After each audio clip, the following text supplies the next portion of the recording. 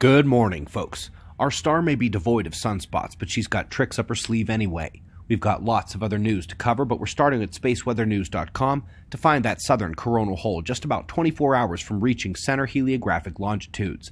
If Earth hasn't magnetically connected yet, that should be happening today. Ahead of any faster streams it is emitting, the solar wind has entered a bit of variable conditions overnight, but only to modest range as in purple. We're not even spiking up to 500 kilometers per second yet. This is technically still within expected ambient stream conditions, and so the movement on the KP index is minor, to match the minor stream. Top weather alert today comes to the eastern United States. It has been a minute since we've had some storms to discuss for this side of the country, but they are back now. Eyes open tonight. I want to come back to the coronal holes for just a moment. The reason their solar wind emission is so strong is because that's where the sun's magnetic fields don't loop back down like in sunspots, but stream out past Pluto and directly connect with the planets as they do so, driving both particle and magnetic field interactions that fall outside of the normal space weather range because when they couple to Earth's field, the plasma sneaks right through to the atmosphere. Folks, we've got 8 straight days of enhanced coronal hole magnetic fields coming, including from one just now cresting at the limb on the left.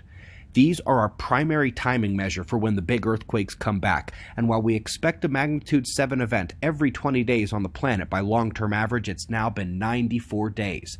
94 days without one. Magnitude 6 events have been below average as well. Eyes open and on the local signals to determine which regions are most likely to take the hit. You know where to go for that by now, don't you? Let's go up next to China. An amazing fireball lit up the sky this week. Locals say it was much brighter than noontime sun for a split second. Next, let's go out to the moon. Or is that Mars? Let's just go ahead and say it's both. An interesting and only quasi-suspicious new study claims that the soil on both the moon and Mars is going to support agriculture, things that we can grow. Now, while every ounce of me would love that to be true, these are some of the folks trying to get funding to do major projects in that arena. Not like they're going to say it's impossible. It's sort of like when the scientists were saying, there is gold on Mars, give me a grant to study it. Up next, a very poor climate article for a couple reasons. First, its only point of merit is suggesting that forests are good. Big thumbs up from us there. The rest is not only overkill based on the full fact story of climate change, but it makes honorable sounding suggestions that have little basis in fact and reality. For example, they want to tell us to stop eating meat, that meat is bad. Well, whales? One whale is worth 1,000 trees in a forest. Through a number of mechanisms, including sequestration of its food to the sea floor, whales and other massive creatures in the sea fit that category. Much more than trees. So maybe we need more meat, provided it's the right kind. Then again, that's only true if carbon dioxide is the end-all be-all of climate, which it is not. That full story is linked below if you haven't seen it somehow. It's called Climate Forcing. Folks, our last 2 articles are cosmology, and hopefully you've done the homework already here. This is like the Lost Light of Hubble story on an individual galaxy-by-galaxy scale. Look at how much material they're able to resolve around these galaxies, and no, it's not the dark matter, it's the sparse, cold gas, dust, and plasma, hard-to-see luminous matter, exactly where the dark matter was expected to be. In the last of these shots, unfortunately, the bottom corner darkest frame with the most matter detected is cropped so that you cannot see the full halo circle. I'm hoping you can see the outer curves of it in the corners, and folks, that is even bigger than the expected dark matter halo. Goodbye, issue. But this next one will puzzle me all week, if not longer.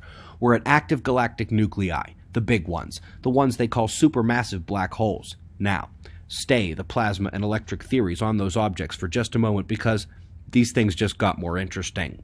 One of the earlier ones they can see is M77, where a churning monster lies at the center of the galaxy with counter-rotating components.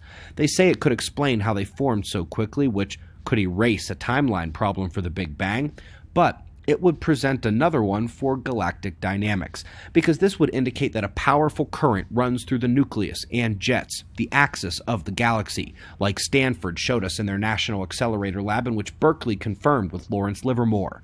The magnetic fields and secondary currents concentrically expanding from the axial force spin in alternating ways. So, would we rather have this as evidence against the Big Bang, or proof of electric circuit and large-scale magnetic fields at grand cosmic scales?